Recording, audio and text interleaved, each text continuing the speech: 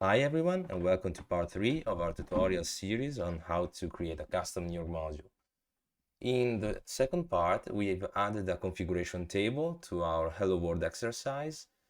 And in this third part, we want to create a new module. A module that will allow us to show the tree-sitter tree for the node we are currently on with our cursor. So what is treesitter? Treesitter is a project that is embedded into NeoVim that allow us to inspect our code in a semantically meaningful way. Let's show it to have a better understanding of it. Let's open the treesitter playground. This is a NeoVim plugin I've installed.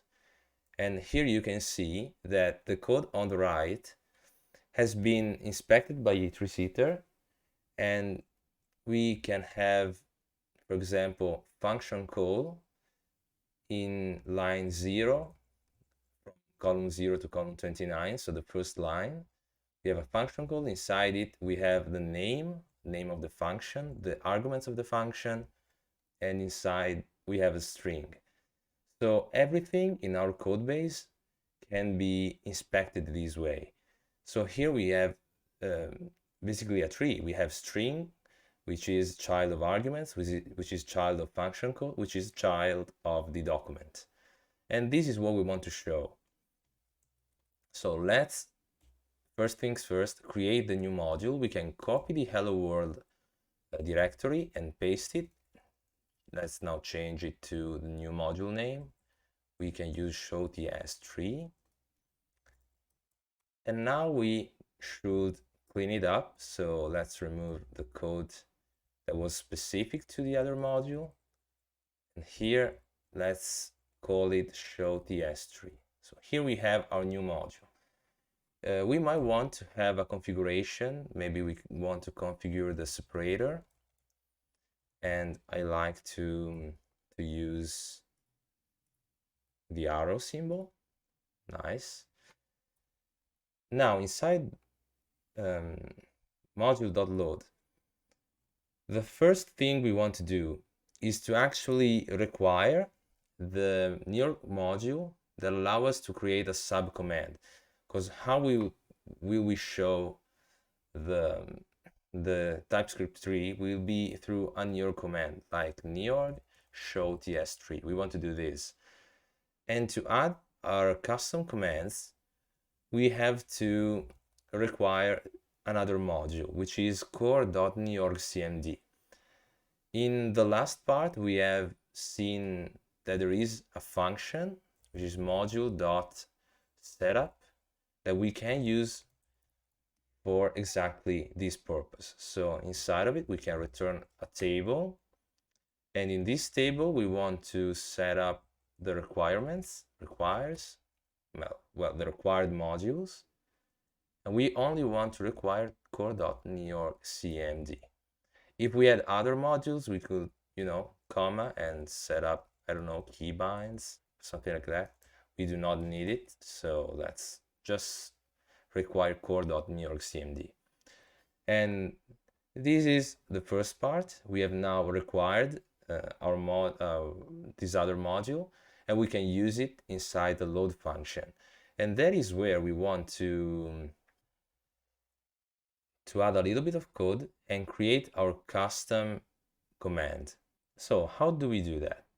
We should do module.required, and now the plugin name, core.neorgcmd, sorry, the module name.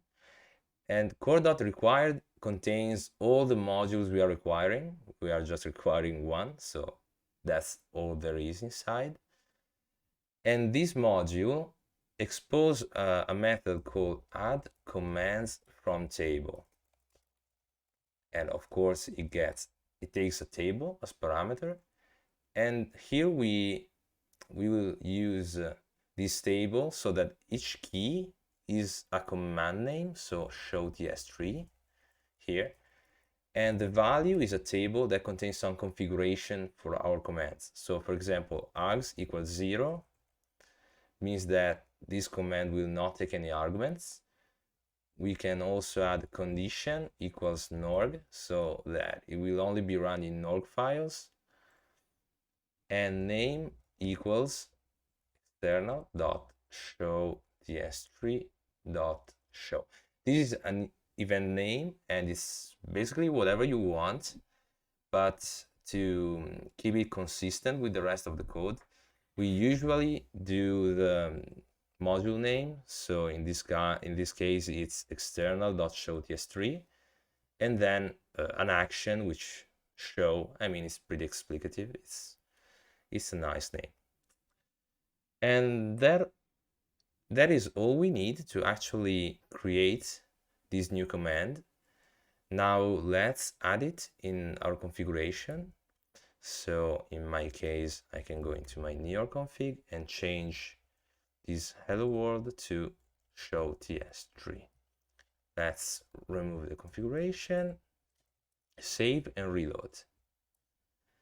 Now if I do Neorg, I will not see show ts3. Why? Because we have told it that it's only available in Neorg files. If I do show ts3 here, for example, we get an error, and it says the command is currently disabled. Some commands will only become available under certain conditions. So let's open up the Neorg config file, Neorg help page, which is a Neorg file, and let's now try to see show ts3. There it is. Of course, it's not doing anything because we haven't wrote the code for it. So show ts3 module, and to react to this event, to react to this command, we need to first of all subscribe to the event we just created. So module.events.subscribed equals a table. And first of all, we need to type the name of the module that we fire the command. So in our case, it's core.neorg.cmd. And then we need to type the event name, which is external.show.ts3.show. Yes, equals true. So we are subscribed to this event. And we are not subscribed, but of course we are not actually doing anything when we are notified. How do we understand that we've been notified of an event? Well, we can do that through the module.onEvent function that takes an event table as a parameter. And let's just print it so that we can take a look at what it contains. So let's quit. Let's open up again. As always, we can check out the Neorg help. And now if we do Neorg show ts3, here it is. We have different values. Let's take a look at them. Broadcast equals true. I'm honestly not really sure what does that mean, but I haven't found any use for that yet. Buffer equals 3, that is the buffer number, useful. Content, cursor position inside the window. Line content, also very useful. It's what you are, basically the line you're on. File name and file head can help you understand the file location. Mode, which is normal mode. Referrer is the module that fired this event.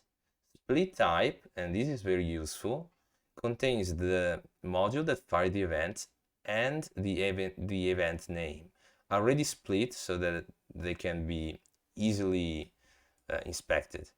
Type contains everything just as one single string. And in the end, the window in which this event was fired. So let's go back to our module. And of course, we do not want just to print the event.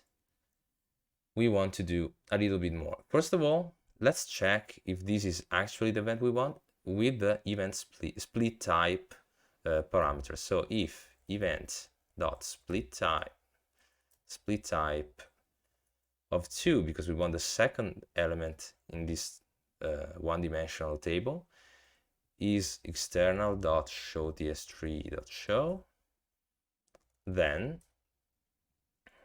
let's say that we want to show ts3. This is a function we haven't implemented yet, of course.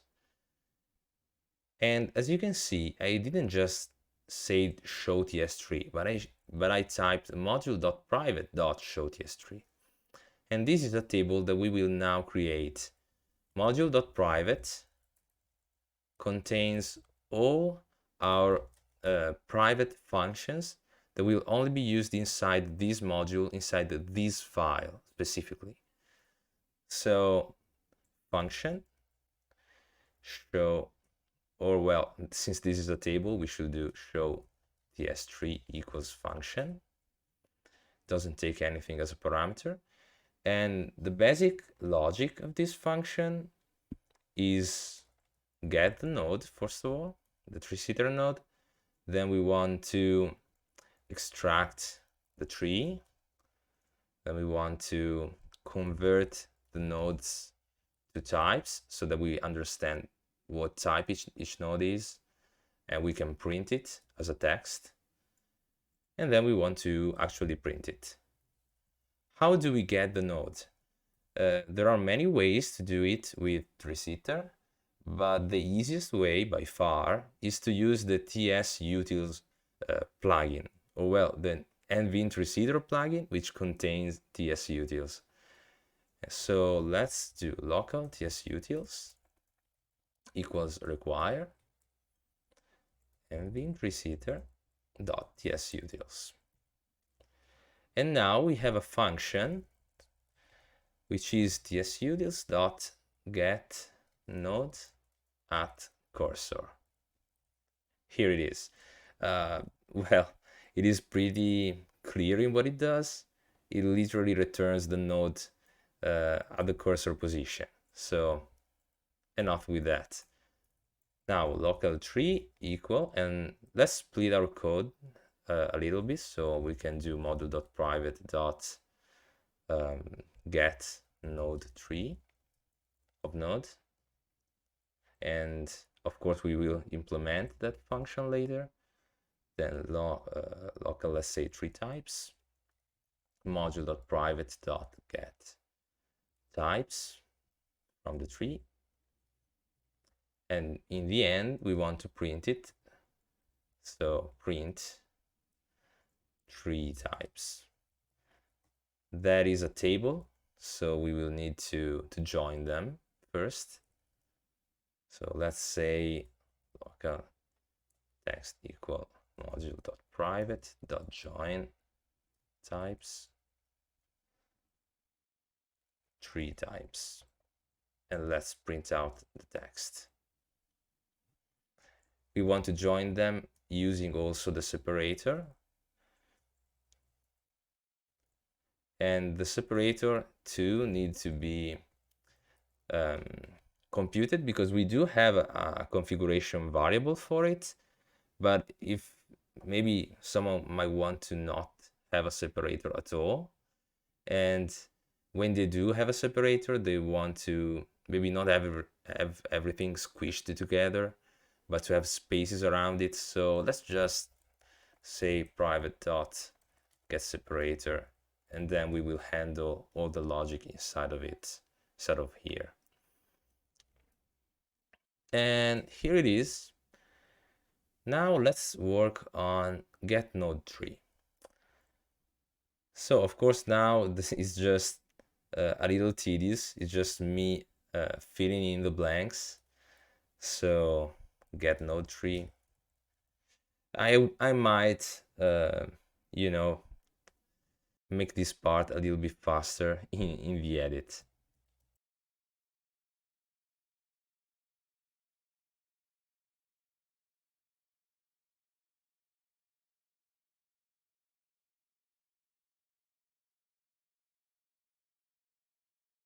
So here it is. Oh, we are missing the get separator function. So let's just add it here.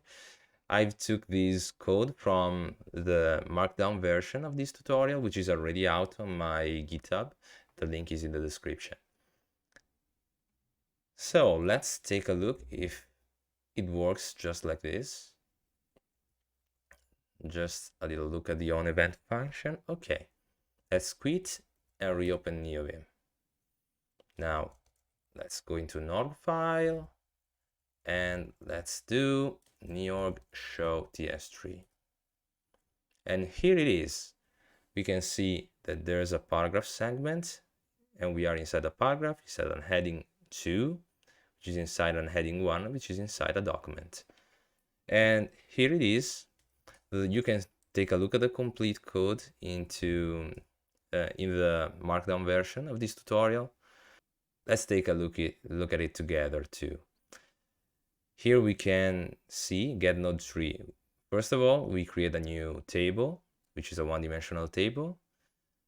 I've called it parents, probably not the best name, but as long as the node has parent, we want to set it up as the parent and insert it inside this table and return the table. Table.insert allow us to set up the 0 as the index so that we are not adding it to the end of the table, but adding it to the beginning of it. Get types will take a list of nodes and return their type, and basically it's just creating a new table, iterating through the nodes and converting the node to a type, inserting it into the types table and returning it. So again, nothing special. Get separator is actually a little bit higher. It's here, and checks if the separator configuration from the user, if it is not empty, then you can add a space, the separator, which is the default one, or the one that the user wanted to see. Otherwise, if it is an empty string or nil, then we can just set it as a space. And in the end, we have the join types, which is here. And it's just probably there is a function for this. I didn't really look it up. It was faster to write it. It just literally join the table using our separator. And in the end, we are just printing the text we get from this function. So that's everything. That's really, there is really not much into the code apart from this. And so just as a little recap, we've seen how to use the module.setup function to require other Neorg module. Then we've seen the module.private table, in which we want to put all our private functions.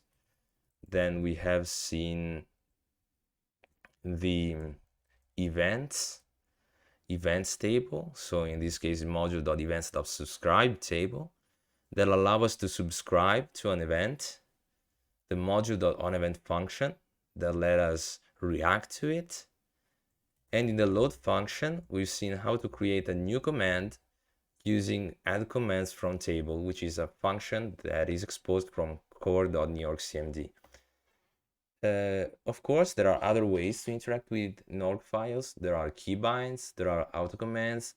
We will take a look at keybinds in the next part 4. And we will create an actually useful plugin for once. This might have been useful, but maybe only for developers or other testers. But, you know, it's nice to have a useful plugin. And we'll see what it is in part 4. So hope you enjoyed and have a nice day.